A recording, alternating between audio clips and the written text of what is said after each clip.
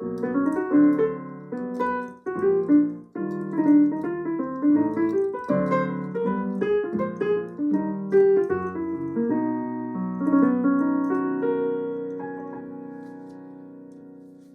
and welcome back to Lou Teaches Piano, and happy Friday. Today we are going to have a look at Giant Steps by Coltrane, and I thought today we could have a look at how we might apply his ideas to the playing of jazz piano.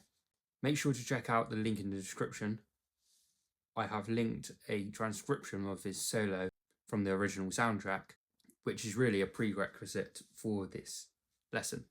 So if you head over to the transcription I have done and listen to it, maybe like 10 times or something, really get it in your head if you don't already know how it goes. But just a quick recap of how the piece goes. 1, 2, 3, 4.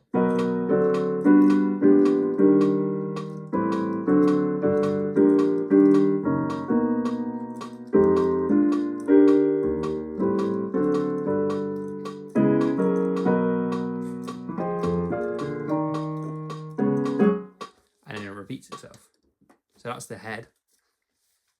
The first thing I want to briefly touch on is how John Coltrane picks his favourite note, which in this case is a concert D. If you go down to the second head of his solo, he starts like this.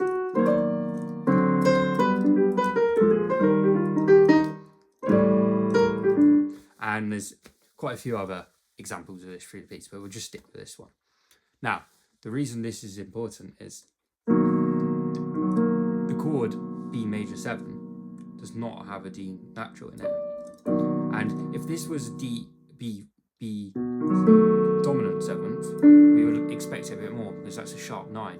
But on top of a B major 7, it really doesn't fit. But the point is, he establishes that sound of the D as a pattern. And this is something we can do in our own jazz playing. Like if we were doing a solo through this head, we could.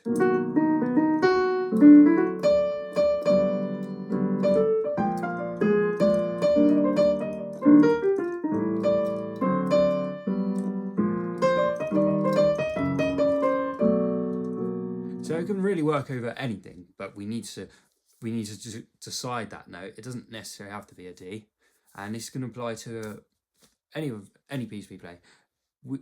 As listeners, especially of the jazz genre, we like to hear stuff that we can really anchor our ear to, so repetition of a particular note. Okay, our second takeaway from John Coltrane's Giant Steps solo is to run up a scale. Now, often when we're playing jazz, especially bebop, we think that we have to play some really intricate and clever lines enclosing around the guide notes of each chord and all of that stuff. But really, it is perfectly acceptable once in a while to just run up a scale. And this is exactly what John Coltrane does. In fact, from the 4th bar of his solo, when we have reached the E flat major 7 chord, he runs up the E flat major scale. And a little enclosure into the, and then that's like classic bebop language, right? But then down here on the F minor 7, B flat 7, this is another classic bebop use of language, but all it is running down a scale.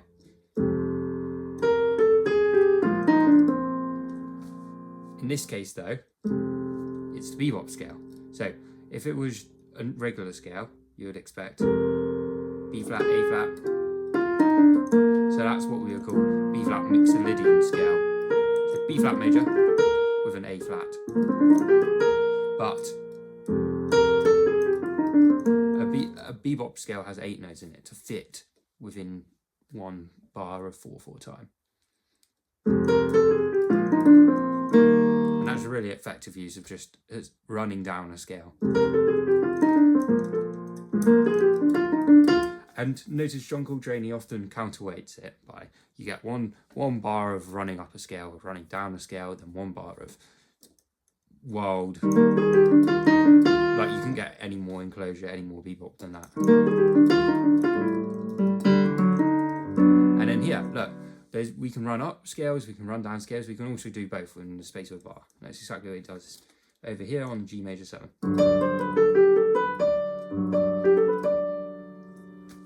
I could go on with more examples, but anyway, I'll move on to the next point.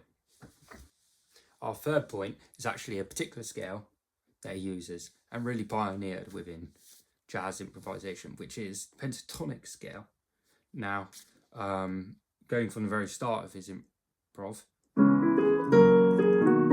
and now on the D7 he goes, and this is just what we call a tetrachord, so 4-note group of the pentatonic scale, missing out the top note, but he literally just plays it flat, so it's a D7 chord and he plays a D pentatonic. So that's something he often does, and something we don't have to avoid. You can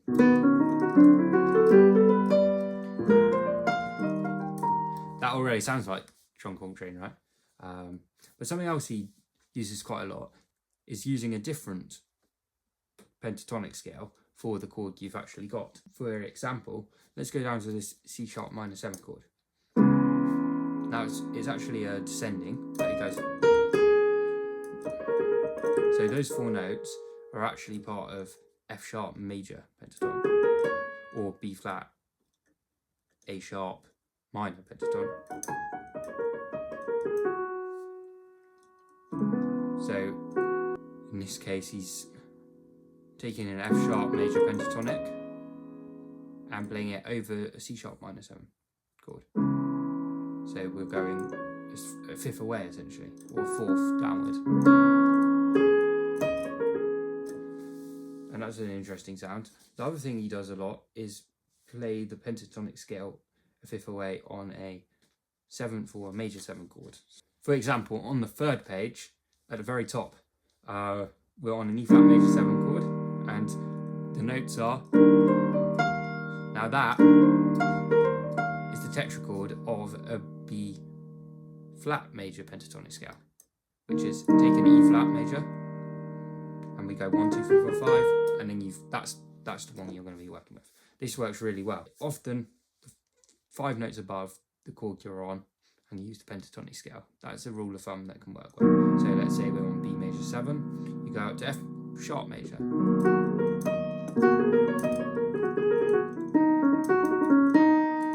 then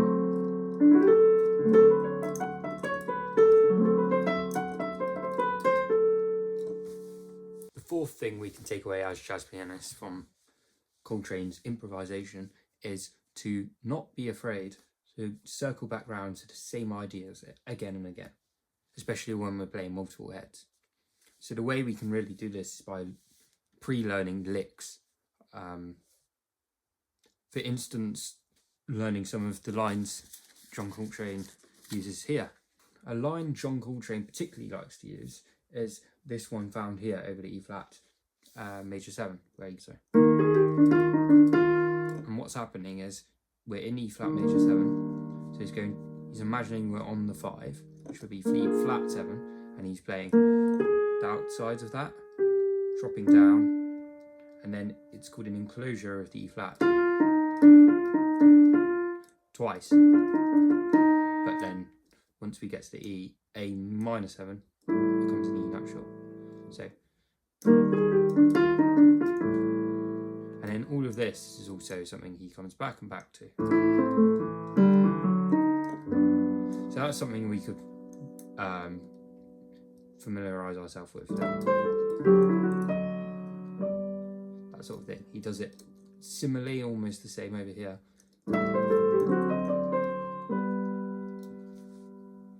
The fifth and final thing that we can use as jazz pianists, in a similar way John Coltrane uses with his saxophone, is mixing various rhythms. One thing in particular that sounds really cool is mixing semiquavers and quavers, which would be 16 notes or swung eighths.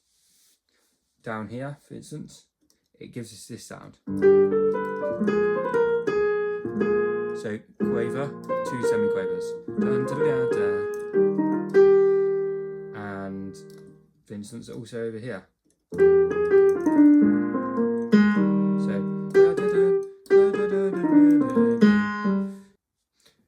here on the G major 7, it goes.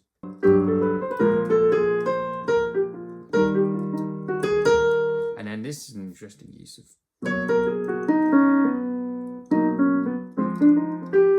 So we can also mix quavers and triplet crotchets, or triplet quarter notes, sorry. So that. Thanks for watching this far. If you like this video, please like and subscribe to let me know. I'm just going to conclude now by playing through the head a few times and improvising, trying to combine a few ideas that we talked about in the video. Hope you enjoy. 1, 2, 1, 2, 3, 4.